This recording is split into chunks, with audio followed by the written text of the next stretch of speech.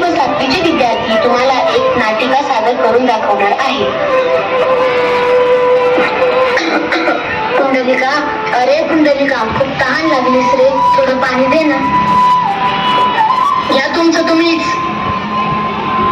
अरे पुंडलिका, माझा गुडघा खूप दुखतोय, थोडा आधार दे ना.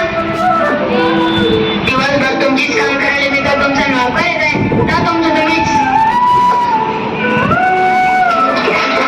सारे गावकरी काशी यात्रेला चालले, आपण पण जाऊया. हो, आपण पण जाऊया आणि यांना केव्हा येतच तेवढंच जरा आराम. बाया, आमचीही खूप इच्छा होती, आम्हालाही घेऊन चाल की. तुमचं काय मध्येच, तुमच्या यानं चालणं होणार आहे का?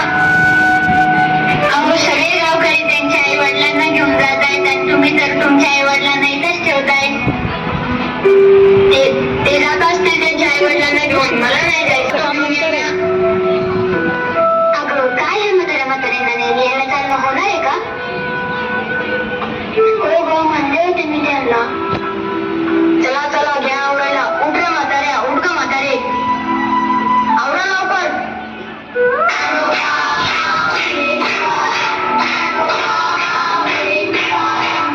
लवकर चला चला, लवकर. सगळे गावकरी गेलेत पुढे. थांब रे पुंडलिका, माझे खूप गुडघे दुखत आहे.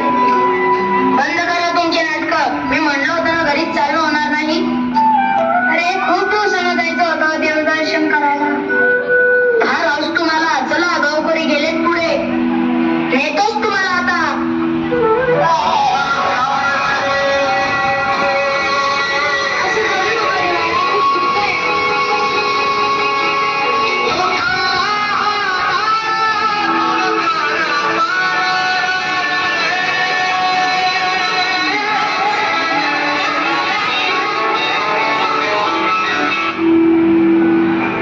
चला चला, गेले वाटतं गावकरी पुढे.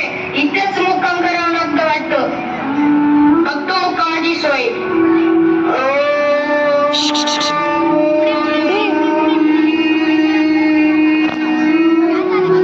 प्रणाम ऋषीवर, तुम्हाला काशीचा रस्ता माहित आहे का? नाही रे बाळा, का, काय झाले? त्या म्हातारीमुळे सगळे गावकरी गेलेत पुढे. हरकत नाही बाळा, आजचे दिवस इथेच मुक्काम करा, उद्या सकाळी बघू काय ते. ठीक आहे ऋषीवर. चला चला, झाली मुक्कामाची सोय. मी गंगा, मी यमुना, मी सरस्वती. तुम्ही तर पवित्र नद्या आहात, इथे काय करताय? आम्ही पवित्र नद्या आहोत. लोक आमच्याकडे पाप धुवायच्या नावाखाली येतात, पण पाप धुण्याऐवजी आम्हाला घाण करतात. त्यामुळे आम्ही या आश्रमात येतो. हे आश्रमच पवित्र आहे. येथे आई वडिलांची सेवा होती. ऋषीवर ऋषीवर ऋषीवर ऋषीवर, हे मी काय ऐकतोय हे खरं आहे का? हो रे बाळा, तू जे ऐकलंस ते खरं आहे. या सर्व पवित्र नद्या आहेत. मग त्या इथे कशा?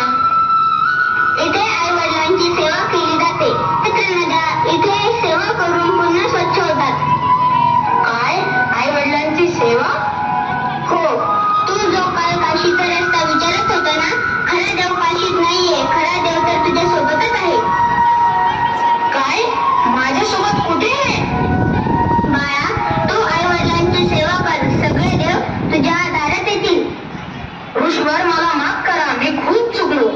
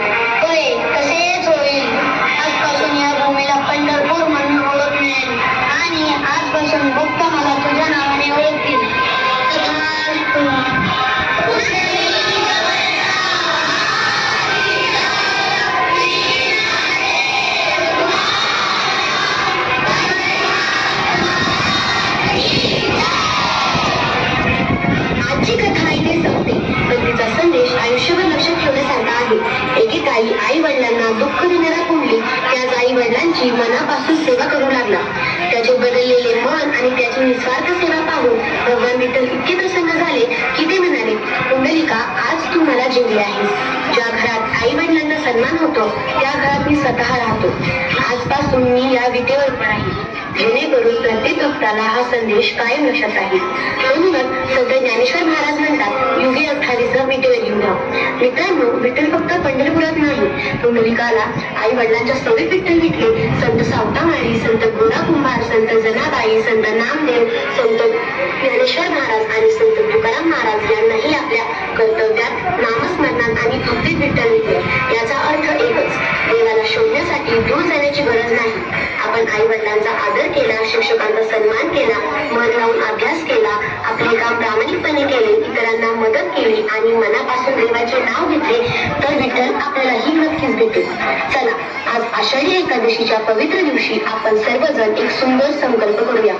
आई वडिलांचा आदर करू, शिक्षकांचा सन्मान करू, मन लावून अभ्यास करू, प्रामाणिकपणे काम करू आणि चांगले माणूस बनू. पुंडलिक वरदा हरी विठ्ठल श्री